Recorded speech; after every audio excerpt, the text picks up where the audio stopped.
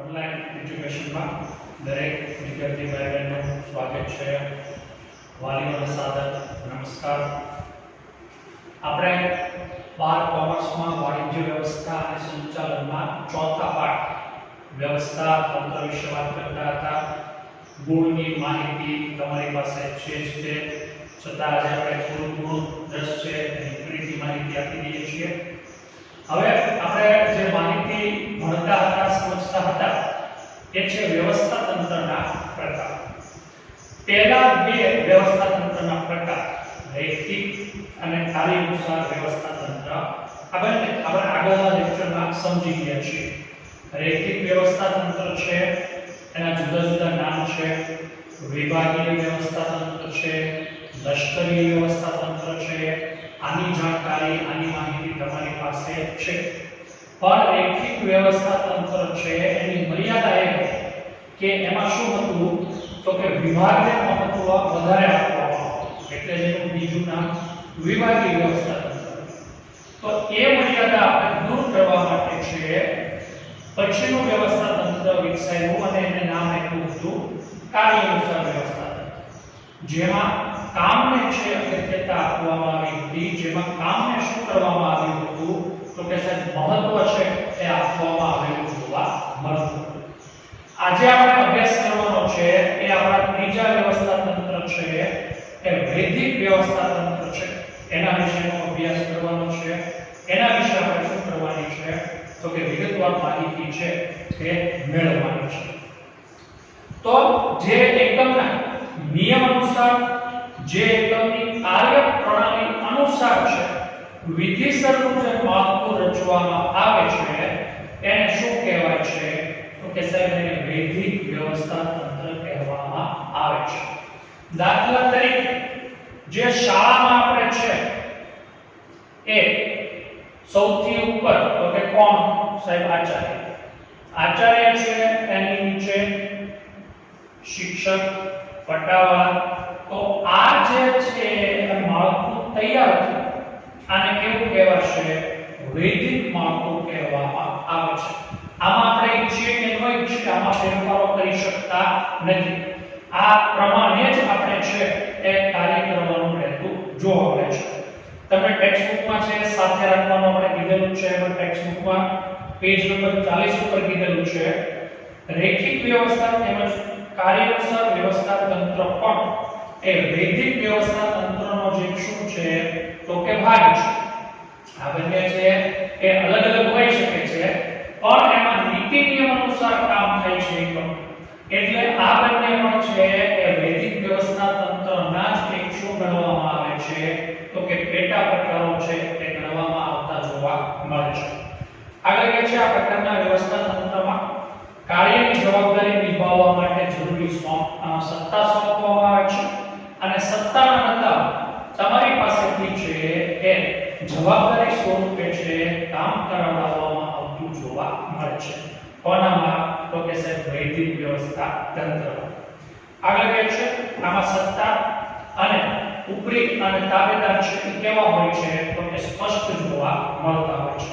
તમને બોર્ડ પર ઉદાહરણ સાથે કીધું છે એ પ્રમાણે કે કોણ આચાર્ય છે, કોણ સુપરવાઇઝર છે, કોણ શિક્ષક છે એ અગાઉથી આમાં કેવું હોય છે તો કે સાહેબ સ્પષ્ટ જોવા મળતું હોય છે. હવે આ જે અર્થ છે એ અર્થને આધારે આપણને શું આપ્યું છે તો કે જુદા જુદા એના લક્ષણો આપેલા છે.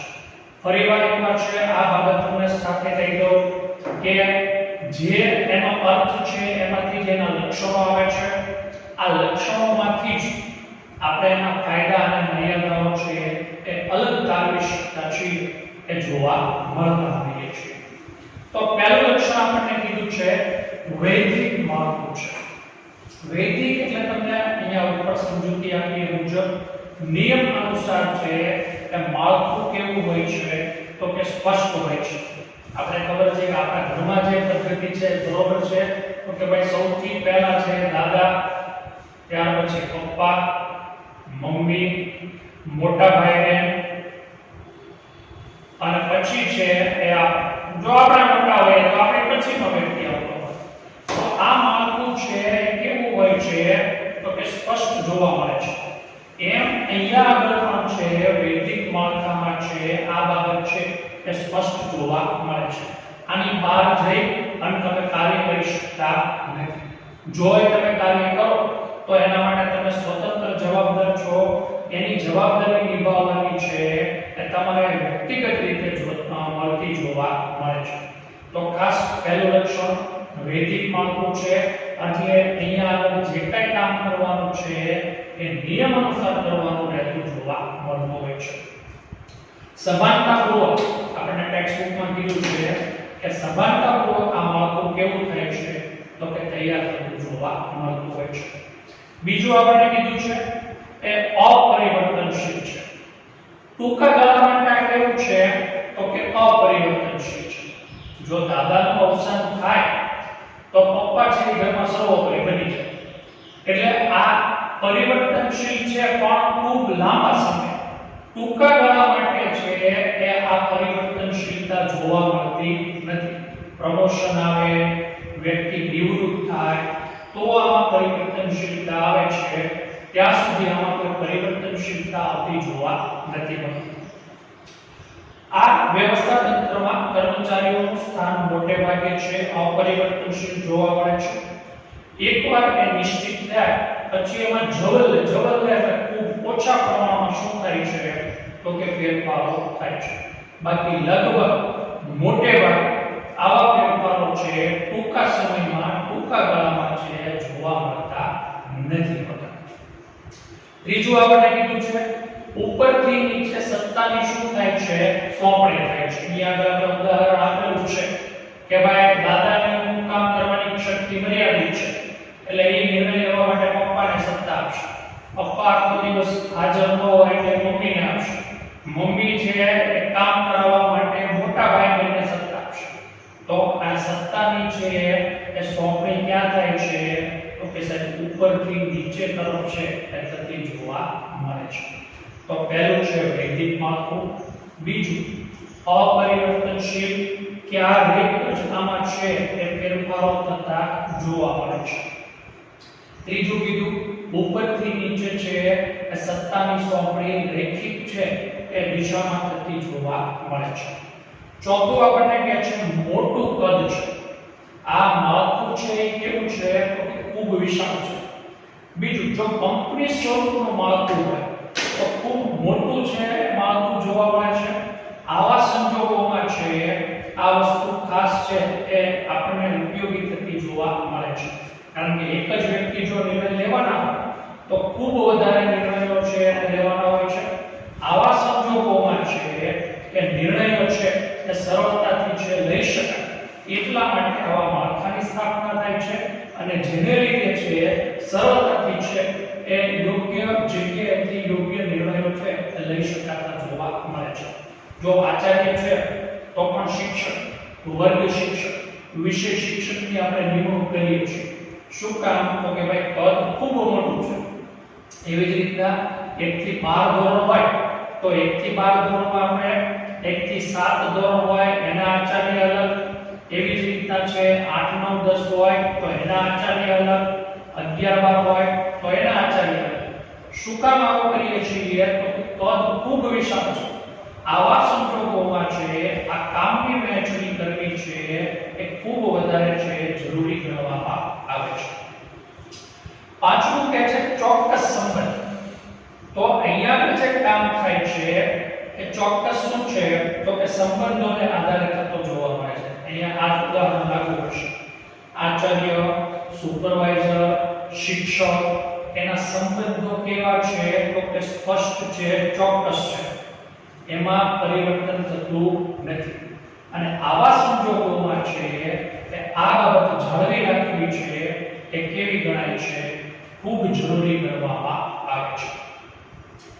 છઠ્ઠું છે માહિતી સંચાર. તો ઉપરથી નીચે અને નીચેથી ઉપર જે માહિતીની આપ-લે થાય છે એને માહિતી સંચાર કહેવાય છે. જે વિદ્યાર્થી ભાઈ બહેન આખો વિડિયો લેક્ચર જોવે છે એને જ આ માહિતી બધી છે સમજાઈ શકે છે. જે લોકો છે હોમવર્ક મોકલે છે એને જ આ માહિતી છે સમજાવી છે સ્પષ્ટ થાય છે. શું કામ સાહેબ તો કે મેં તમને જે વિડિયો લેક્ચર મોકલ્યો, તમે પ્રતિભાવ આપશો તો મને ખબર પડશે. તો ઉપરથી નીચે અને નીચેથી ઉપર તરફ છે માહિતીનો પ્રવાહ છે સતત કેવો રહે છે, ફરતો રહે છે. આવા સંજોગોમાં છે આ માહિતી સંચાર છે થવો ખૂબ જરૂરી ગણવામાં આવે છે. અને વૈદિક માહિતી સંચારનું આ મહત્વનું લક્ષણ છે કયું, તો કે સાહેબ માહિતી સંચાર. માહિતી સંચાર વૈદિક પ્રકારના માર્ગો દ્વારા જ થાય છે. અવૈદિક પ્રકારે છે આમાં માહિતી સંચાર થતો નથી. દાખલા તરીકે શાળા શરૂ કરવી કે ન કરવી એનો નિર્ણય છે સરકારના પરિપત્રને આધારે આવે. ક્યારથી શરૂ કરવી, વેકેશનનો સમય કયો રહેશે, એ સરકાર છે જ્યાં સુધી પરિપત્ર ન પડે, ન્યૂઝપેપરમાં રોજ આવતું હોય, સમાચારમાં રોજ આવે, WhatsApp અને બીજા છે માધ્યમો દ્વારા તો જે દિવસમાં 5 વાર આવે, પણ શાળા ક્યારે નિર્ણય લેશે, જ્યારે એને પરિપત્ર છે એની નકલ મળે ત્યારે. તો આ માહિતી સંચાર કાયદેસરનો અને વૈધિક રીતે થયેલો હોય તો જ આના ઉપર છે એ કાર્ય થતું જોવા મળે છે. તો વિદ્યાર્થી ભાઈઓ બહેનો આ આપણું વૈદિક વ્યવસ્થા તંત્ર છે, એનો અર્થ અને એના લક્ષણો હતા. પહેલું વાક્ય તમે 40મા પેજ ઉપર અંડરલાઈન કરી રાખજો અર્થમાં, કે જે વિધિસરનું માળખું તૈયાર કરવામાં આવ્યું છે તેને વૈદિક વ્યવસ્થા તંત્ર કહેવામાં આવે છે. ત્યાર પછી એના જુદા જુદા લક્ષણો, એમાં પહેલું લક્ષણ હતું વૈદિક માળખું નિયમ અનુસાર, એ મેં લખી દીધું છે. અપરિવર્તનશીલ છે, ટૂંકા ગાળા માટે અપરિવર્તનશીલ છે, અને ક્યારેક એમાં ફેરફારો આવે છે એના પણ મેં તમને ચોક્કસ છે સંજોગો જણાવ્યા છે. નાદારી છે, મૃત્યુ છે, વય નિવૃત્તિને કારણે નિવૃત્ત છે, રાજીનામું છે, તો આવા સંજોગોમાં ફેરફાર આવી શકે છે. સત્તાની સોંપણી છે એ ઉપરથી નીચે તરફ થાય છે. વિશાળ પદ છે, ચોક્કસ અને સ્થાપિત સંબંધો છે, અને માહિતી સંચાર ઉપરથી નીચે અને નીચેથી ઉપર સતત થતો રહેતો છે એ જોવા મળે છે. તો આ ત્રીજું આપણું વ્યવસ્થા તંત્ર પૂરું થયું વૈદિક, અને પહેલા બે હતા વૈદિક અને કાર્યાનુસાર. ચોથું આપણું છે એ વ્યવસ્થા તંત્રનું માળખું છે એ છે અવૈદિક વ્યવસ્થા તંત્ર. તો વૈદિક થી જે વિરુદ્ધનું છે એને કેવું કહેવાશે, તો કે સાહેબ એને છે અવૈદિક વ્યવસ્થા તંત્ર કહેવાશે. ઓલામાં બધી જ કાર્ય છે એ નિયમ અનુસાર થતા હતા, આમાં બધા જ કાર્યો છે પરસ્પરના સંબંધો, લાગણીઓ એને લીધે છે એ કરવામાં આવતા જોવા મળશે. આપણે કીધું છે કોઈ પણ સભાનતાપૂર્વકના હેતુ સિવાય સામૂહિક પરિણામોમાં ફાળો આપવા માટે આપોઆપ રચાયેલું જે માળખું છે આંતરિક સંબંધો, એને કેવું કહેવાય છે, અવૈદિક વ્યવસ્થા તંત્ર કહેવાય છે. દાખલા તરીકે આપણે નોકરીમાં લાગ્યા, નોકરીમાં આપણી આવડતને લીધે છે આપણું શું થયું, સિલેક્શન થયું, આપણી ભરતી. હવે આવા સંજોગોમાં છે ત્યાં આગળ આપણે આપણા જે મિત્રો રચાણ, મિત્રો સાથે આપણું જે જોડાણ થયું એ કોનું ઉદાહરણ છે, અવૈદિક વ્યવસ્થા તંત્રનું ઉદાહરણ છે. ઘણીવાર આપણે એને લાવવા લઈ જવામાં મદદ કરીએ છીએ, ઘણીવાર એને કામમાં મદદ કરીએ છીએ, તો આ બધા કોના ઉદાહરણ છે, અવૈદિક વ્યવસ્થા તંત્રના ઉદાહરણ છે. આગળ કહે છે વ્યવસ્થા તંત્રમાં કામ કરતી વ્યક્તિઓ વચ્ચે અનિવાર્યપણે છે અમુક વિશિષ્ટ સંબંધોનો શું થાય છે, વિકાસ થાય છે. બપોરે ટિફિન લેવા હોય તો ટિફિનમાં સાથે જમવામાં શું થાય છે, તો કે એકબીજા સાથે છે વાતચીત થાય છે, એના લીધે સંબંધ બદલાય, એકબીજા સાથે સંબંધ જોડાય છે, એના લીધે આપણે એકબીજાના કામ છે કરવાની શરૂઆત કરીએ છીએ. તો આ એક અવૈદિક વ્યવસ્થા તંત્રનું ઉદાહરણ છે. આ સંબંધો છે કુદરતી કે અવૈદિક રીતે છે ઉદ્ભવેલા હોય છે, અથવા તો છે એ સ્થાપિત થયેલા છે જોવા મળતા હોય છે. આવા સંબંધો છે એની કોઈ સ્થાપના નથી કરવાની, તમારે ફરજ નથી પાડવાની તું મારી હારે મિત્રતા કર કે તું અમારા ભાઈબંધ હારે મિત્રતા કર. પરસ્પરની લાગણી, પરસ્પરના સમાન ધર્મ, જાતિ, લાગણી, આવા બધા કારણોને લીધે જે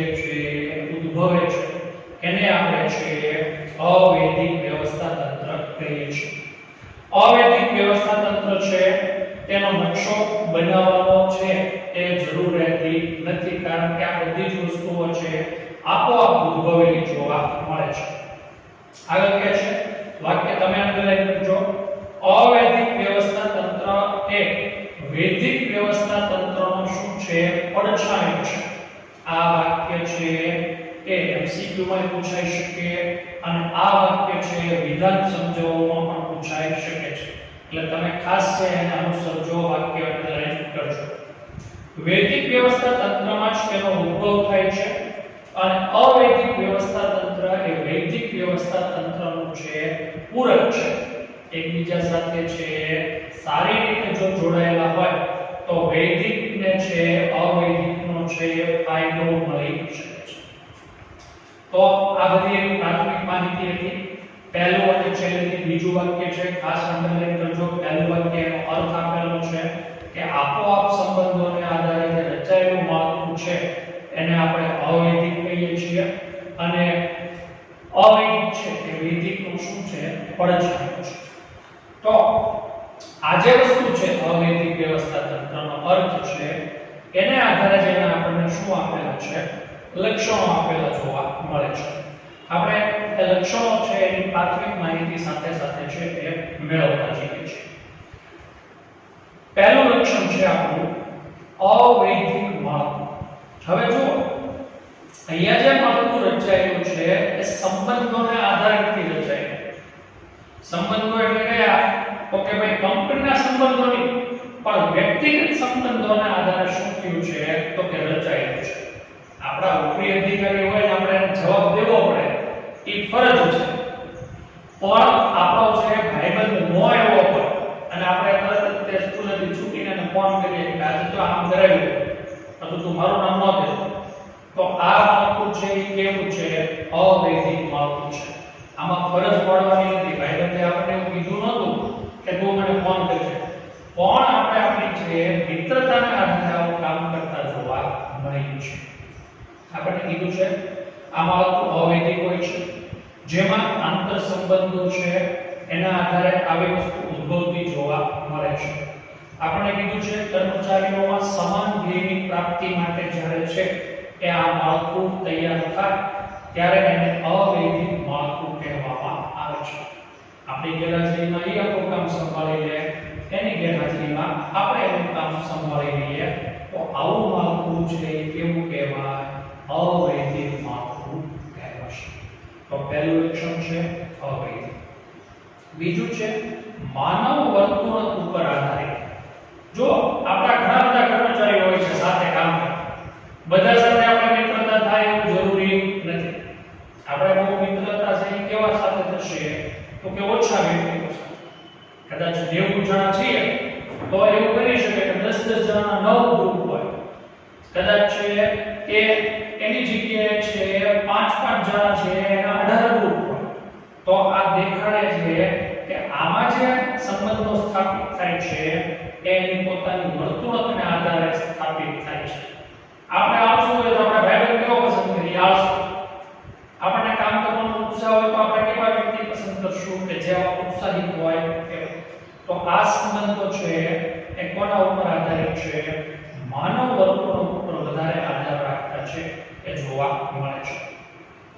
એક સમાન લાગણી, અભિરુચિ, મૂલ્યો, શોખ, ટેવ, માન્યતા ધરાવનારા છે એ વૈદિક માળખામાં કામ કરતા લોકો આવું અવૈદિક માળખું તૈયાર કરે છે. આપણને પિક્ચર જોવા ગમતું હોય તો આપણે એવા ભાઈબંધ ગોતશું કે જેને પિક્ચર જોવા જવું ગમતું હોય. આપણને લોંગ ડ્રાઈવ ઉપર જવું ગમતું હોય તો આપણે એવા ભાઈબંધ પસંદ કરશું કે જેને લોંગ ડ્રાઈવનો શોખ હોય. તો આ વસ્તુ છે એ માનવ વર્તણૂક ઉપર ખાસ આધાર રાખે છે. જો આવો વ્યક્તિ નહીં હોય તો એ ગ્રુપમાંથી કેવો થઈ જાય છે? બહાર થઈ જતો જોવા મળે છે. ત્રીજું છે સમય સંજોગ મુજબ પરિવર્તનશીલ. તમે જો જે આપણા ભાઈબંધો હતા પ્રાઇમરીમાં એ બધા માધ્યમિકમાં નહીં હોય, માધ્યમિકમાં છે ઉચ્ચતરમાં નહીં હોય, કોલેજમાં હજી બદલાયું છે, કોલેજ પૂરી થશે એટલે ઘણા બધું છૂટી જશે. તો આ દેખાડે છે કે સમય સંજોગો મુજબ આમાં ફેરફારો આવે છે અને આપણે અહીં આગળ એવું કીધું હતું કે લાંબા ગાળે આવે છે, આમાં ટૂંકા ગાળામાં પણ આવે છે. પરિવર્તનો આવે છે, બઢતી, બદલી, એના કારણે આમાં પણ છે ફેરફારો આવતા જોવા મળતા હોય છે. આ માળખું સંપૂર્ણપણે પરિવર્તનશીલ છે. કર્મચારી કોઈ પણ વિભાગમાંથી બીજા વિભાગમાં ફેરબદલી થાય ત્યારે નવેસરથી આ માળખું તૈયાર થાય છે અને નવેસરથી માળખું તૈયાર થતા આમાં પરિવર્તનશીલતા આવે છે. ચોથું છે સાર્વત્રિક છે. તમે કોઈને એવું ન કહીએ કે તારા ભાઈબંધને મિત્રતા નહીં કરવાની. આપણે શાળામાં એને કહીએ કે આપણે કે ઓછું બોલજે, કારણ કે ખબર જ છે કે આ બહાર જઈને બોલવાનું છે, એટલે આપણે ફરજ નથી પાડી શકતા. એટલે આવું માળખું છે અત્ર તત્ર અને સર્વત્ર જોવા મળે છે. કોઈ પણ જગ્યા હોય ત્યાં આગળ છે માનવીઓ જ્યારે ભેગા થાય છે સમાન છે ધ્યેયની સિદ્ધિ માટે, ત્યારે આવું માળખું આપોઆપ રચાઈ જતું જોવા મળે છે. તો પહેલું અવૈધિક, બીજું માનવ વર્તણૂક પર આધારિત, ત્રીજું પરિવર્તનશીલ, ચોથું સારું. પાંચમું છે અવૈધિક માહિતી સંચાર. અહીંયા આગળ ફરજ નથી પાડવાની, અહીંયા આગળ છે પરસ્પરની લાગણીને લીધે જ આ માહિતી સંચાર કરવામાં આવે છે. અવૈધિક વ્યવસ્થા તંત્રમાં કર્મચારીઓ વચ્ચે માહિતી સંચાર છે તે અવૈધિક રીતે થાય છે. ફરજ નથી પાડવાની, પણ આપણા મિત્રતાના ભાવે જે આપણે કહીએ કે ભાઈ જો મને એવું લાગે છે કે ટૂંક સમયમાં તારી બદલી થવાની છે, ટૂંક સમયમાં તને પ્રમોશન આવવાનું છે, તો આ બધો માહિતી સંચાર કેવો છે અવૈધિક જોવા મળે છે. આગળ કે છે મોટે ભાગે આનું સ્વરૂપ છે એ મૌખિક જોવા મળે છે. એની પછી કે છે હકીકતો કરતા અભિપ્રાયનું પ્રમાણ આમાં કેવું જોવા મળે છે વધારે. મેં કીધું એમ આપણે એવું નહીં કહીએ કે 100% છે તારી બદલી થવાની છે, પણ મને એવું લાગે છે વાતચીત ઉપરથી બીજાને મને એવું લાગે છે તારું પ્રમોશન આવે છે, એટલે સત્યતા કરતા છે આમાં અભિપ્રાય વધારે જોવા મળે છે. અવૈધિક વ્યવસ્થા તંત્રમાં માહિતી સંચાર ખૂબ ઝડપી હોય છે. કીધું એમ કે આપણા ઘરે જઈ ભાઈને પહેલા ફોન કરી દઈએ કે જો આજે આમ છે, તો આ ખૂબ ઝડપી માહિતી સંચાર આમાં હોય છે. વૈદિકમાં કદ મોટું હતું, અવૈદિકમાં કદ નાનું છે. મેં તમને કીધું એમ બેઉનો કર્મચારીઓનો આપણો છે સ્ટાફ છે, તો એમાં 10-10 જણાના 9 ગ્રુપ હોય અથવા તો 5-5 જણાના 18 ગ્રુપ હોય, તો કદ કેવું છે ખૂબ નાનું જોવા મળે છે. કારણ કે આપણે એવા લોકો જ પસંદ કરશું જે આપણી જેવી જ સમાન શું કરતા હોય, લાગણીઓ ધરાવતા હોય. સાતમું કે છે અંકુશનો અભાવ છે. કોઈ એક વ્યક્તિનું વર્ચસ્વ છે સંપૂર્ણ નથી હોતું, હોય છે પણ એનું પ્રમાણ છે કેવું હોય છે, ખૂબ ઓછું હોય છે. વૈદિક વ્યવસ્થા તંત્રમાં છે જે પરિબળ હતા એના કરતા અવૈદિકમાં વિરુદ્ધ છે. કર્મચારીઓની પ્રવૃત્તિ ઉપર વિધિસર રીતે કોઈ છે એ અંકુશ રાખી શકાતો નથી. વ્યક્તિઓ છે એ સ્વેચ્છાએ અન્ય વ્યક્તિ છે એનો અંકુશ સ્વીકારે છે, બાકી કોઈ પ્રભાવ છે તમે પાડી શકતા નથી. અને છેલ્લું લક્ષણ કે છે વૈદિક વ્યવસ્થા તંત્ર છે એને અવૈદિક કેવું છે, પૂરક છે. પૂરક છે એટલે મદદ કરનારું છે. પોલીસ ડિપાર્ટમેન્ટ જે છે એની પાસેથી જે સરળતાથી માહિતી આવે એના કરતા જે એ અવૈદિક માહિતી સંચારથી ઝડપી માહિતી આવે છે. ખબરી હોય એ ખબરી જઈને શું કરે છે તો રિપોર્ટિંગ કરે છે. તો આ વૈદિકને મદદરૂપ થવા માટે અવૈદિક વ્યવસ્થા તંત્ર વધારે અનુકૂળ જોવા મળે છે. તો આ લક્ષણો આપણને છે આપેલા છે. આધુનિક સમયમાં આ પાછળના પેજ ઉપર તમે વાક્ય પહેલું અનુબંધ કરજો. આધુનિક સમયમાં છે અવૈદિક વ્યવસ્થા તંત્રનું મહત્વ કેવું છે તો કે સાહેબ વધ્યું છે. કારણ એક આ જ તે કે અત્યારના સમયમાં છે કામ પહેલેથી સોંપે એના કરતા સમજી અને જો કામ છે કરે તો વધારે ઝડપી, વધારે સરળતાથી કામ કરી શકે છે. તો આગળના આપણા 4 વ્યવસ્થા તંત્ર પછી પાંચમું વ્યવસ્થા તંત્ર છે શ્રેણિક વ્યવસ્થા તંત્ર. આગળ આપણે રૈખિક વ્યવસ્થા તંત્ર, કાર્યાનુસાર વ્યવસ્થા તંત્ર, વૈદિક વ્યવસ્થા તંત્ર અને અવૈદિક વ્યવસ્થા તંત્ર અને એના લક્ષણો, એની કાર્ય પદ્ધતિ વિશે આપણે માહિતી મેળવી રહ્યા છીએ. પાંચમું આપણું વ્યવસ્થા તંત્ર છે શ્રેણિક વ્યવસ્થા તંત્ર જોવા મળે છે. તો આપણે કીધું છે શ્રેણિક વ્યવસ્થા તંત્ર છે એ આધુનિક સ્વરૂપનું છે એ શ્રેષ્ઠ વ્યવસ્થા તંત્ર ગણવામાં આવે છે. શું કામ આવું ગણવામાં આવે છે? તો કે આ બે અલગ અલગ ભાગમાં છે. શ્રેણિક વ્યવસ્થા તંત્ર છે એ બે અલગ અલગ ભાગમાં વહેંચાયેલું જોવા મળે છે. એક સામાન્ય જ્ઞાનનું માળખું અને ટેકનિકલ જ્ઞાનને લગતું માળખું. ટેકનિકલ જ્ઞાનને લગતું જે માળખું છે એને આપણે પ્રોજેક્ટ માળખા તરીકે પણ ઓળખી શકીએ છીએ. હવે આ બંને માળખા ભેગા કરી અને જે માળખું તૈયાર કરવામાં આવ્યું છે એને આપણે નામ આપેલું છે કેવું? તો કે સાહેબ શ્રેણિક વ્યવસ્થા તંત્ર. સામાન્ય જ્ઞાનનું માળખું અને પ્રોજેક્ટ માળખાનું જે મિશ્રણ છે એને આપણે શ્રેણિક વ્યવસ્થા તંત્ર તરીકે ઓળખીશું. આગળ વેચાણ બંને માળખાઓના સંયોજનથી ઉદ્ભવતા વ્યવસ્થા તંત્રને શ્રેણિક વ્યવસ્થા તંત્ર કહે છે. જુદા જુદા છે એ વ્યવસ્થા તંત્રોમાં આ વ્યવસ્થા તંત્ર છે એ શ્રેષ્ઠ અને આધુનિક છે. પ્રોજેક્ટ ઉપર કામ કરવામાં આ માળખામાં આવે છે અને આની આ એક અગત્યની લાક્ષણિકતા છે એવું આપણે કહી શકીએ. વિશિષ્ટીકરણ અને નવીનીકરણનો લાભ છે આપણને આ શ્રેણિક વ્યવસ્થા તંત્રમાં મળી શકે છે. બહુવિધ હુકમ પદ્ધતિનો છે આમાં ઉપયોગ કરવામાં આ માળખામાં આવતો જોવા મળે છે. આ આપણો એક માર્ક વાળો પ્રશ્ન રહેશે. કઈ પદ્ધતિ? બહુવિધ હુકમ પદ્ધતિ. કર્મચારીને એક કરતા વધારે છે અધિકારીઓ દ્વારા હુકમ આમાં અપાતો જોવા મળે છે. તો પહેલા બે લાઈનમાં અને છેલ્લા આ વાક્યમાં છે તમારે અંડરલાઈન કરવાની રહેશે. આગળ એની ડિઝાઇન આપણને આપેલી છે, રચના આપેલી છે. એમાં એવું કહે છે કે આ બે ભાગ ફરી વખત એમાં આપણને આપ્યું છે કે વહેંચાયેલું જોવા મળે છે સામાન્ય ક્રમ અને પ્રોજેક્ટ માળખું. પ્રોજેક્ટ કામ કરવા માટે પ્રોજેક્ટ મેનેજરની નિમણૂક થાય છે અને એની જવાબદારી છે પ્રોજેક્ટને જે સમય નિશ્ચિત થયો છે એ નિશ્ચિત સમયમાં છે આ માળખું છે કે તમારે આ તમારો પ્રોજેક્ટ છે એ આ વ્યવસ્થા તંત્રમાં પૂરો કરીને આપવાનો રહેતો હોય છે. પૂરો કરીને આપવાનો તમારે જોવા મળતો હોય છે. એના ઉદાહરણ આપેલું છે સંશોધન અને વિકાસ અધિકારી, ઉત્પાદન રચનાના નિષ્ણાત, ટેકનિકલ વિભાગ. આપણે આપણું શાળાનું ઉદાહરણ પણ જોઈ શકીએ. શાળામાં હોસ્ટેલ હોય છે, શાળામાં છે કેન્ટીનની સુવિધા હોય છે, શાળામાં ટ્રાન્સપોર્ટેશનની સુવિધા હોય છે. તો દરેક વ્યક્તિઓ છે એની અલગ અલગ નિમણૂક થાય છે અને એને પાછું સંકલન કરીને ચાલવાનું છે. તો એ શ્રેણિક વ્યવસ્થા તંત્રનું જ ઉદાહરણ ગણવામાં આવે છે. પ્રોજેક્ટ પૂરો થાય એટલે જે તે વ્યક્તિને પાછા એના મૂળ સ્થાને શું કરવામાં આવે છે? તો કે મોકલી દેવામાં આવતા જોવા મળે છે. તો આપણું શ્રેણિક માળખું વ્યવસ્થા તંત્રનું અને એની ડિઝાઇન છે જોવા